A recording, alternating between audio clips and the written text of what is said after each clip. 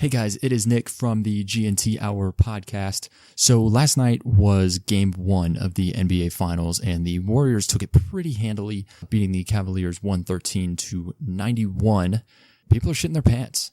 It's kind of reaffirming the super team argument that everyone had been talking about all year, and that Kevin Durant is just a cheapskate and a quitter and a cheater and went to a team that was already established and winning, and he's not doing himself any favors or his legacy any favors. That's been a lot of the discussion today, but I just wanted to cover some things about the game. I love basketball a lot, and I felt that, talking into a microphone would be a little bit better than talking into a wall or to a wall or at a wall, or I don't really want to harass anybody on the street with my basketball takes. So I'm going to put them in a microphone and put them out there for all of you. So some of the big takeaways I picked up from last night watching the game, I know the one that everybody seems to be going to is all the turnovers that the Cavaliers had. They registered 20 turnovers to 4 turnovers, and that's a just stupid stat.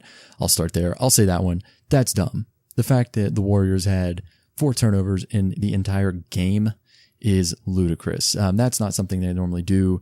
They were on another level with their focus last night because they tend to get a little bit sloppy with the ball, especially when they get up by big numbers. So for them to maintain 4 turnovers for the game is just absolutely nuts. The turnover disparity is big, and a lot of people are going to that. Looking at the points off turnovers, it's plus 15 for the Warriors. They had 21 points off of 20 Cleveland turnovers, and the Cavs had 6 points off of the 4 stupid Warriors turnovers. That, again, is big, but it doesn't stand out to me the way that some of the other things did. Watching the game, especially the first half, you could see that Cleveland kind of came out looking to implement the game plan that the Utah Jazz tried to use against the Warriors. It was defend the three-point line at all cost. And that's kind of how the game turned into a freaking NBA dunk contest in the first quarter. Especially, I think Kevin Durant had 6 dunks in the first quarter, which is silly, seeing as they only had 4 turnovers. So KD more dunks than team turnovers. I think I read that on ESPN 538, which isn't just another ludicrous stat. But they did a lot of the same things that the Jazz did, but they didn't have a component that would have been really helpful, which is a rim protector. The Jazz have Rudy Gobert, and understanding that the Jazz are significantly less talented than the Cavs, the game plan makes a lot of sense, but when you don't have somebody back there to alter shots at the rim, you really don't have much of a hope or a prayer that game plan is going to work in your favor. Another thing that the Warriors kind of did to eliminate that game plan was they were trying to create the switch, either Kevin Love or Tristan Thompson, on whoever was guarding Steph Curry. So a lot of times you had Thompson or Love out at the top of the key guarding Curry off of a screen and roll switch. And that just kind of eliminated any sort of shot blocking threat. So it was just a quick rotation, pump fake to guard the 3, because the Cavs were running out there like bats out of hell, and they weren't able to defend at the rim, and it turned into dunks and layups for the Warriors. Another thing to consider as well when you look at the score, 22 points is pretty favorable for what it could have been. The Warriors missed 15 shots from the restricted area. So look at that how you want, but the better majority of those were layups. So they had 15 missed shots from inside the paint. Inside the restricted area. So the charge circle, if you will. 15 missed shots from there alone in the first half. With Cleveland playing the 3-point line. And that really helped keep it close, at least in the first half. And I was also kind of baffled by the game plan as well, which another stat I'm looking at here is transition points. Cleveland had 9 transition points, and Golden State finished the game with 27 points in transition. That stems, I think, a lot from pushing out to the 3-point line. A lot of the really only the 2 or 3 3-pointers I can think of in transition stemmed off of Steph Curry 29-foot bombs that he pulled up on when he saw the matchup or saw the hand down from the defender. And then there was one kick out late in the fourth quarter to Kevin Durant off a fast break where he was able to hit a 3. But to kind of further back the point, the Cavs finished with 30 points in the paint, and the Warriors killed them in points in the paint, 56. That's not something that you really see with Golden State. That's not how they like to attack teams, but it was there in droves with easy access to dunks. You could see where Cleveland went in at halftime and tried to make some adjustments as it pertained to that game plan. So now they're going from protecting the 3-point line and a lot of shadowing of Steph Curry in the corner. So anytime Kevin Durant had the ball up top, you'd see, or even in transition, you'd see the pull that Steph Curry had. He'd pull defenders. He'd go relocate in the corner, relocate a little bit below foul line, extended behind the 3-point line, and his defender would be petrified. His defenders looked like they saw the basilisk. They stopped, moved, stunned, and then watched as Kevin Durant blew by and dunked. So that was a big one. And then you go to the second half and there was just mass confusion. You had half the team running one game plan and half the team running the second half game plan, which stemmed more to controlling the drive and allowing the kick with help recover. And it just didn't work. One thing Cleveland kind of got away with, we talk about how they were so much better in the playoffs. Well, they got the opportunity to do that and it looked like defense, but really they just had the ability to outscore people and utilize matchups, whereas you're not on a normal night going to be able to outscore the Warriors. So they just had a lot of times where they were scattered and they couldn't figure out who to guard.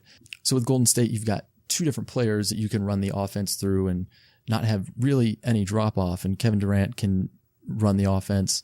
And you've got Steph Curry who can run the offense as well. Draymond Green is another one that I'd put there. Somebody who can also operate the offense in a way that can create favorable matchups. Klay Thompson, his ball handling and ability isn't quite what it is to generate a matchup that you really feel could isolate the offense. But with the Cavs, a lot of what you saw was once LeBron James went out, Kyrie is a great one-on-one player, but he doesn't have the command of the offense that LeBron James has. And you saw Richard Jefferson initiating a lot of offense.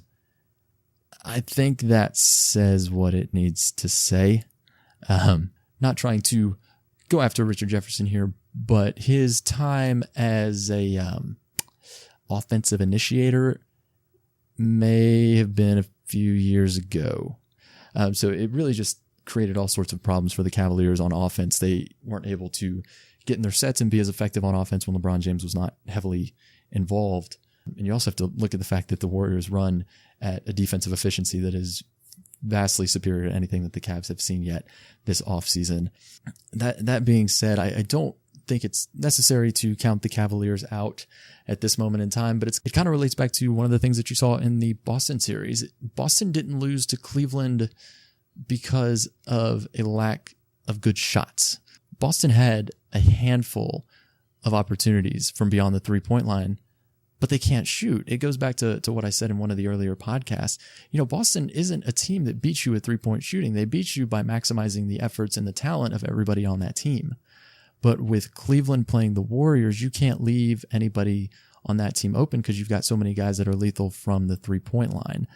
And looking at it, I mean, what's even funnier to me, scrolling through the box score, you sit here, and if I would have heard before the game that Draymond Green goes 3 for 12 from the field and has 9 points, and that Klay Thompson goes 3 of 16, 0 of 5 from the 3-point line and has 6 points, further combine that with the Warriors shooting 16 free throws, only hitting 12 threes, I would not have liked what that would have been for the Warriors going into that game. But you have to credit Klay Thompson. His offensive game was incredibly pedestrian, but his defensive game was absolutely insane.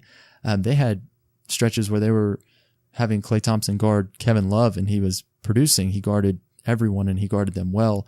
There were instances where Kyrie Irving was having troubles and fits trying to get away from him, and he couldn't. I don't want to call the series over, but you've got two offensive juggernauts in this series with each team. The Cavaliers are an offensive juggernaut. The Warriors are also an offensive juggernaut. But what concerns me the most and what makes this a 5, maybe 6 game series in this one is the fact that the Warriors are better on defense by a lot.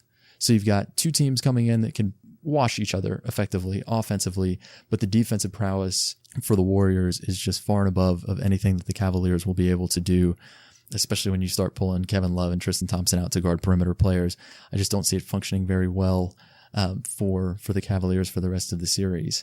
So that's what I've got on the NBA Finals. One other thing I did want to touch on, I saw some quotes from the LA Clippers owner, Steve Ballmer. This is coming from Business Insider.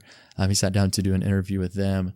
And the quote that everyone is kind of pulling out from this article and talking about is where Ballmer said that he doesn't necessarily worry so much about the Lakers anymore because they've been kicking the Lakers' ass for the last several seasons, and that his concern is not about being the best team in LA.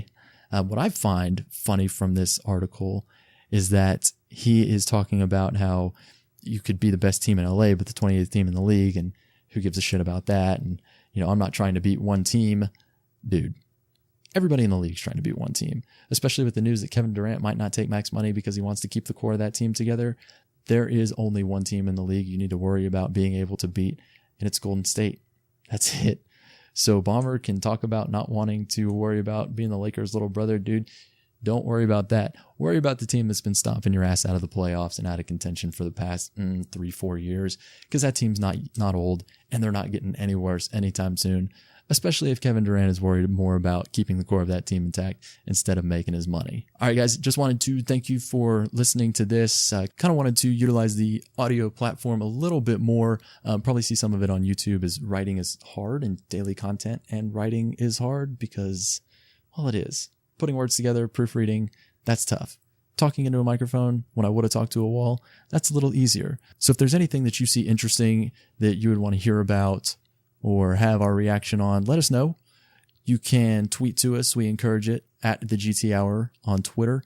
You can drop some comments on the website, drop some comments on the Instagram, Twitter, email us. I think there's a link to the email on the site somewhere. Just let us know. I really want to start making a push to hear some of what you guys like and don't like and want to find interesting. So follow us everywhere on social at the GT Hour. Get with us on the website, www.thegthour.com. So with that being said, thank you for checking us out. Thank you for those that listen, subscribe. We really appreciate it. It means a lot to us. And as always, we'll sign off. I don't have anything to clink with, but yeah, clink.